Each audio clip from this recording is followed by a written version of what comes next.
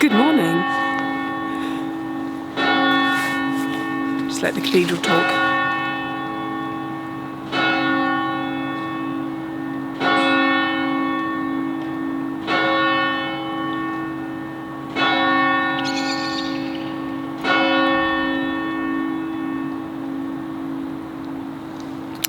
It's 8 o'clock on Saturday the 21st of December and I find myself at Peterborough Cathedral. Those of you who watched all the stations will probably remember that Peterborough Cathedral became a topic of some controversy when I almost missed the train, having spent far too long looking inside. But I'm not here, unfortunately, I'm not here to explore the cathedral once again.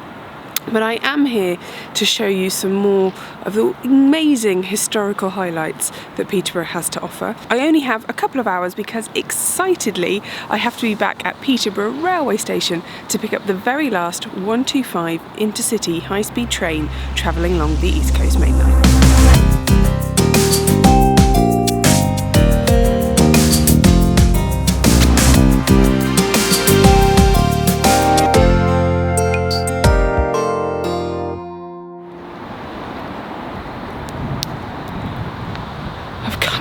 I've come round to the back of the cathedral because I'm looking for the deanery, which is where Peterborough Castle was located.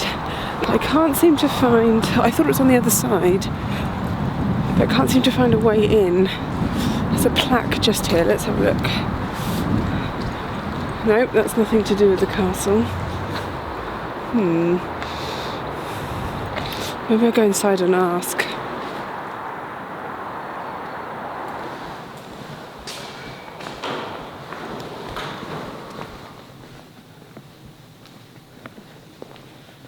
What am I doing?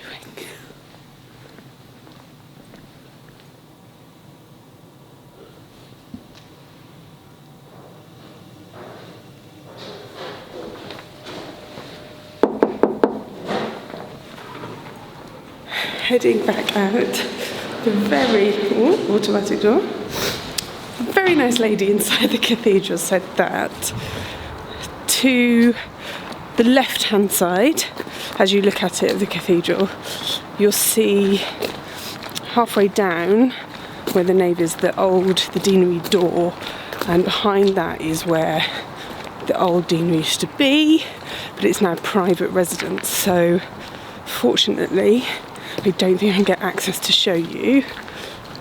And it's in there that I believe is located Mount Thorold, which is the location of the original Peterborough Castle. It was built in the 11th century by Abbot Thorold.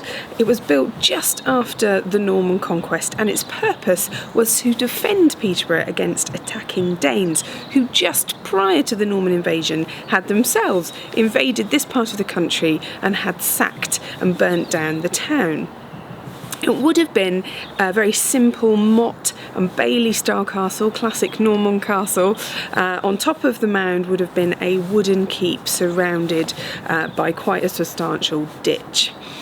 The castle only survived until the 12th century, so that really suggests that there was no specific need for such a piece of fortification here in Peterborough. And of course, it was around that time that the cathedral itself was starting to be built.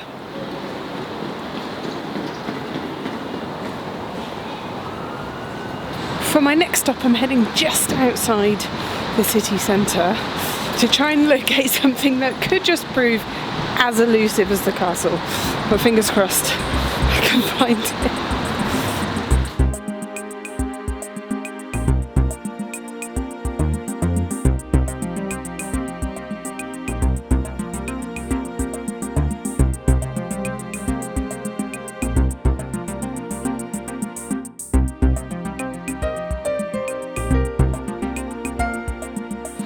I've crossed the River Nene and I'm currently in an area known as Fletton. I'm surrounded by a building site, a car park, a Greggs and some council offices, but it was in this location in 1845 that the very first railway station in Peterborough opened. The station was known as East Peterborough Station. It was operated by the Eastern Counties Railway, which later became the Great Eastern Railway. Sadly, today there's not much left to remind us that this was once an extremely busy railway hub. That is, except these two very impressive Victorian engine sheds.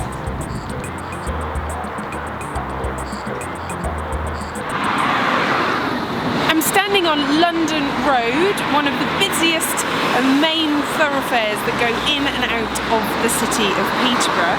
When East Peterborough Station was originally built, the railway crossed this road not underneath a bridge, as you can see from behind me just here, but it crossed at a level crossing, which meant local people and local traffic had to stop continuously for trains coming in and out of the station. People got very frustrated. Bizarrely, it took almost 30 years before the railway company decided to build a pedestrian foot crossing.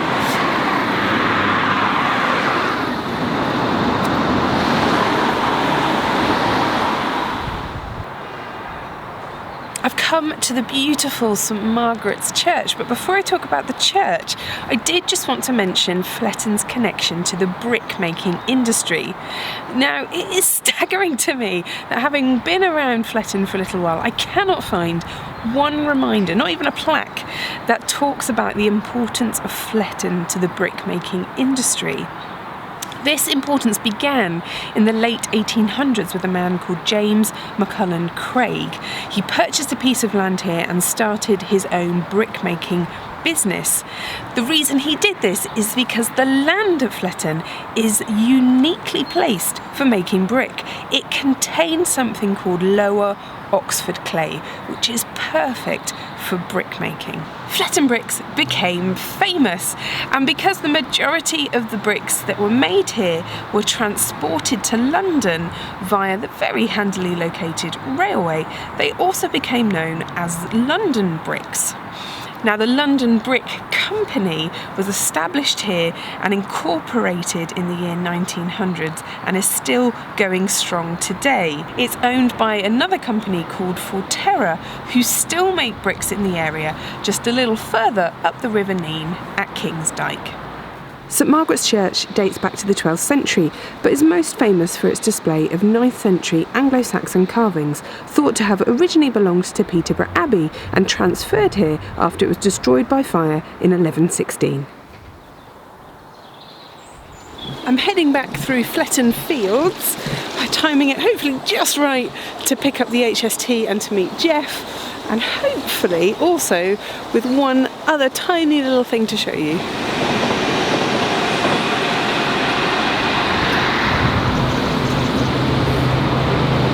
If you're travelling by train into or out of Peterborough Station today, you will pass under Crescent Bridge, so named after the Crescent, a row of Georgian buildings that were knocked down to build the bridge. And that's it! I'm back at Peterborough Station with minutes to spare to pick up the HST and to meet Jeff, who hopefully has a cup of tea for me.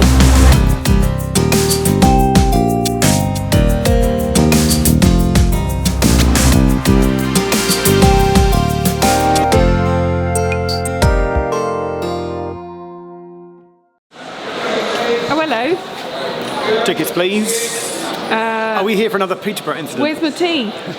I've got your sandwich in the bag. Yay! Tea's in the pumpkin. This is that pumpkin is where I sat when you went to the cathedral. Have you been to the cathedral? Not intentionally, but I did have to go in. Have you had another Peterborough incident? I have. Excellent. Let's always have an incident at Peterborough. Okay. All right. Are we ready for the HST? Yeah. Do you want to point to the corner here? The last East Coast HST is a coming.